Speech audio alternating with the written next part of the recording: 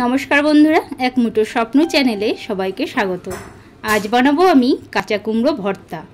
একটা কাঁচা কুমড়ো আমি এখানে কুচিয়ে নিয়েছি, আর তারপর গরম কড়াইতে সর্ষের তেল দিয়ে কালো জিরে আর শুকনো লঙ্কা, হলুদ ফোড়ন দিয়ে এখানে আমি কুমড়োগুলোকে দিয়ে দিয়েছি।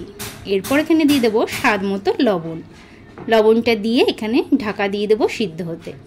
10 মিনিট পর ঢাকাটা আমি তুলে নেব। কুমড়োগুলো দেখো সিদ্ধ হয়ে গেছে। এরপর একটা হাতা নিয়ে আমি হাতার পেছন দিয়ে কুমড়োগুলোকে ভালো করে ভর্তা বানিয়ে নেব। এইভাবে ভালো করে ভর্তা করে নেব। আর তারপর এখানে দিয়ে দেবো সামান্য একটু চিনি। এই চিনিটা দিতেই হবে, তাহলে কিন্তু বেশ স্বাদ হয়।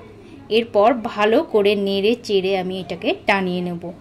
একদম আঠালো ভাবটা যখন, যেমন আমরা আলু সিদ্ধ মাখাই ঠিক তেমন যখন হয়ে যাবে, তারপর এখানে কিছুটা ধনেপাতা কুচি দিয়ে দেবো।